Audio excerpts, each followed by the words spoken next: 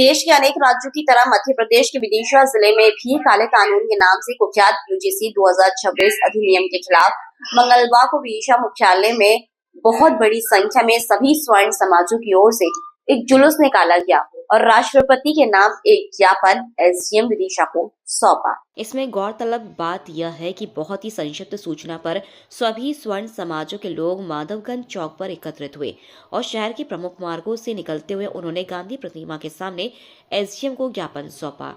इस जुलूस में महिलाएं बड़ी संख्या में शामिल थी। बीजेपी के भी लोग शामिल थे, विशेषकर पूर्व विधायक और बीजेपी के बड़े नेता शशांक भार्गव, विदिशा जिले में जनसंघ की स्थापना करने वाले पूर्व सांसद और पूर्व मिनिस्टर राघव जी की पुत्री ज्योति शाह जो की नगर पालिका अध्यक्ष जनपद अध्यक्ष रह चुकी हैं, वे भी इस प्रदर्शन में शामिल थी। अनेक महिलाएं और पुरुष विरोध के लिए काले कपड़े पहनकर यूजीसी काला कानून वापस लो के जोरदार नारे लगाते हुए चल रहे थे। विदिशा संसदीय क्षेत्र बीजेपी का गढ़ है। वर्तमान में यहाँ पर शिवराज सिंह चौहान 8,20,000 रिकॉर्ड वोटों से चुनाव जीते। इस क्षेत्र में ऐसा जबरदस्त विरोध यह बताता है कि काले कानून की वजह से बीजेपी की लोकप्रियता और प्रतिष्ठा में कमी आई है। इस कानून को समाज में शत्रुता और भेदभाव फैलाने वाला और राष्ट्रीय एकता अखंडता के लिए खतरा बताया जा रहा है। प्रधानमंत्री नरेंद्र मोदी के खिलाफ स्वर्ण समाज में इतना अधिक गुस्सा है कि उन्होंने ज्ञापन राष्ट्रपति के नाम लिखा है, जबकि राष्ट्रपति के पास इस काले कानून को वापस लेने के लिए विशेष अधिकार नहीं है। वह कुछ समय के लिए कानून को रोक सकते हैं। सांसद फिर से पारित करती है तो राष्ट्रपति को उस काले कानून को पुनः स्वीकार करना पड़ेगा। इस संबंध में विशेष चर्चा करेंगे संपादक श्री ब्रजेंद्र कुमार पांडे। आज हमारे बीच श्री अतुल तिवारी जी हैं। हम इनसे पूछना चाह रहे हैं, आज जो आपने एसडीएम साहब के लिए यूजीसी के संबंध में जो ज्ञापन दिया है उसमें आपकी क्या मांगे हैं और क्या आगे उसकी प्रतिक्रिया रहेगी, कृपया बताएं। आज हमने एक ज्ञापन संपूर्ण समाज की ओर से राष्ट्रपति श्रीमती द्रौपदी मुर्मू जी के लिए प्रेषित किया है, जो कि एसडीएम साहब ने हमसे यहाँ विदिशा में गांधी चौक पर लिया है। यूजीसी एक्ट जैसा एक काला कानून जो भारत सरकार और यूजीसी द्वारा ज़बरदस्ती जिस कानून को किसी ने मांगा नहीं था, वो कानून यूजीसी एक्ट के रूप में हमारे ऊपर थोप दिया गया है।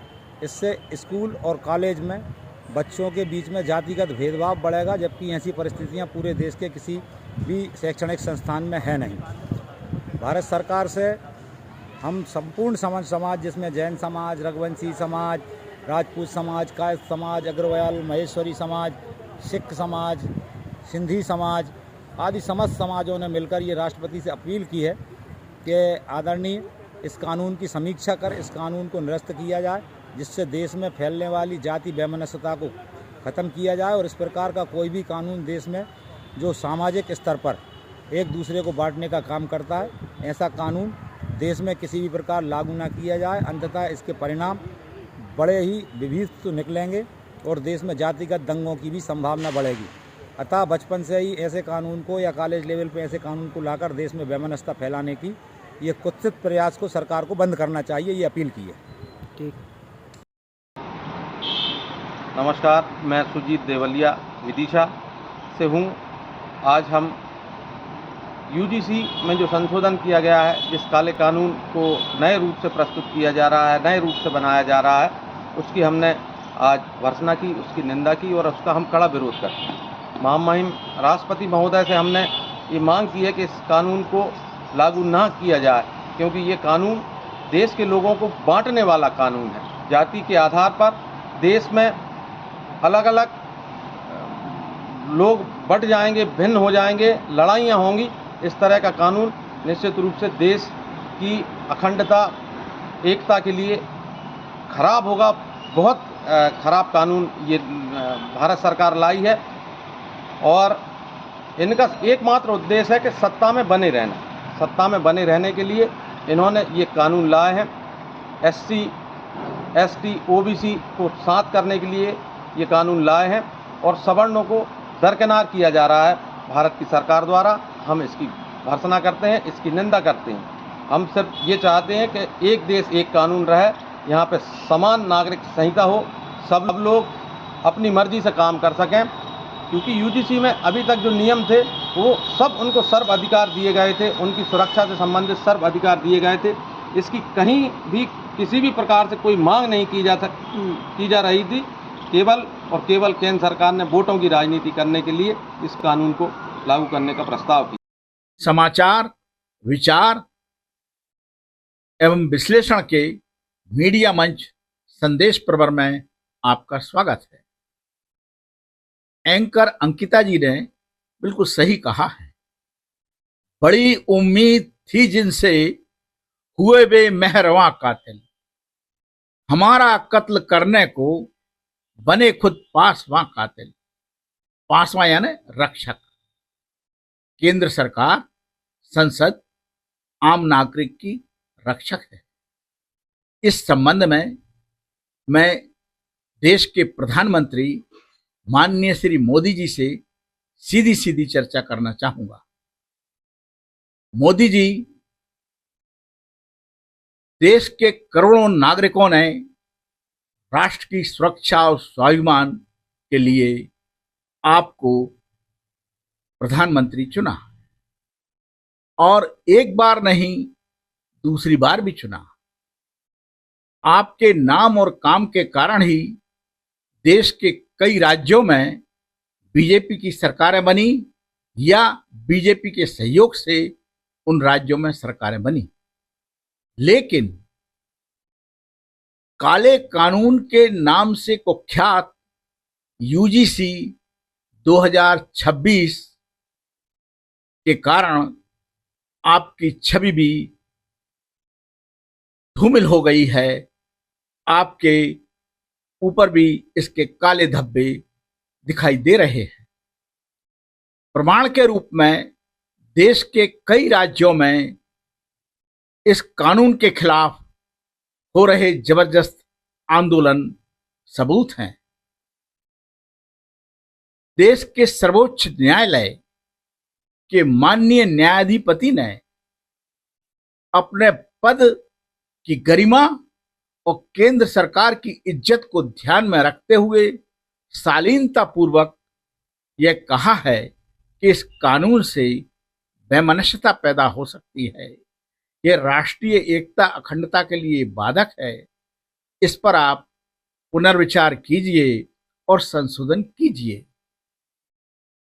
दरअसल यह भी कहा जा सकता था कि सुप्रीम कोर्ट ने केंद्र सरकार को फटकार लगाई, लताड़ लगाई, लेकिन मैं इन शब्दों का इस्तेमाल ना करते हुए यही कहना चाहूंगा कि जब एक कानून बनता है तो उसके ऊपर करोड़ों रुपए खर्च होते हैं, सैकड़ों मानव घंटे खर्च होते हैं। और अगर कानून इस प्रकार का बने कि जिसके खिलाफ समूचे देश में आंदोलन हो, तो उन आंदोलनों को दबाने के लिए पुलिस व्यवस्था और साधनों पर करोड़ों रुपए खर्च हो जाते हैं। इसलिए शालीनतापूर्वक कहा जा सकता है कि आपके यहाँ जो कानून बनाने वाले लोग बैठे हैं वे कितने योग्य हैं। उन्हें इन सब चीजों का ध्यान रखना चाहिए। वस्तुतः यूजीसी 2026 कानून की कोई आवश्यकता ही नहीं थी। भारतीय न्याय संहिता 2023 और अनुसूचित जाति जनजाति निवारण अत्याचार निवारण अधिनियम 1989 और यूजीसी 2012 कानून के रहते इस नए संशोधन की कोई आवश्यकता नहीं थी, क्योंकि इसमें पर्याप्त दंड की व्यवस्था है और देश के किसी भी कोने में विद्यालय, महाविद्यालय, विश्वविद्यालय या सार्वजनिक शौचालय सब दूर यह कानून लागू होता है। और अब तो देश में 370 भी मौजूद नहीं है कि यह फला प्रदेश के अंदर लागू नहीं होगा। यूजीसी 2026 कानून में एक बड़ी कमी रह गई है और वह यह है कि झूठी रिपोर्ट करने वाले के खिलाफ कोई कार्रवाई नहीं होगी। वह किसी भी व्यक्ति को ब्लैकमेल कर सकता है, उस पर कोई कार्रवाई नहीं होगी। प्रकारांतर से यह कहा जाए कि शासन अन्याय, झूठ, अपराध को बढ़ावा देने का काम कर रहा है। इस कानून के माध्यम से आम आवाम के अंदर इतना आक्रोश है कि उन्होंने आपके नाम ज्ञापन ना देते हुए राष्ट्रपति महोदया को ज्ञापन प्रेषित किया है, जबकि राष्ट्रपति महोदया के पास इस संबंध में सीमित अधिकार हैं। आपकी लोकप्रियता इस कानून के बाद गिरी है और लोगों का यह कहना है वह फजले मसलहत ऐसा भी होता है जमाने में, वह फजले मसलहत ऐसा भी होता है जमाने में कि रहजन को अमीरे कारवां कहना ही पड़ता है। न पूछो क्या गुजरती है, न पूछो क्या गुजरती है दिले खुद्दार पर अक्सर, न पूछो क्या गुजरती है दिले खुद्दार पर अक्सर। किसी बेमेहर को भी जब मेहरबान कहना पड़ता है। मान्यवर मोदी जी, हमारा ऐसा सोच है कि पक्ष और प्रतिपक्ष में सबसे चतुर सुजान राजनेता आप हैं।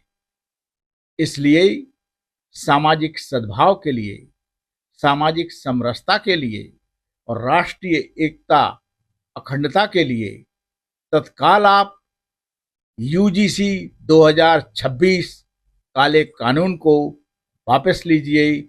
जय भारत, जय हिंद और अपने हक स्वाभिमान के लिए संघर्ष करने वाली जय जनता, जय जनता।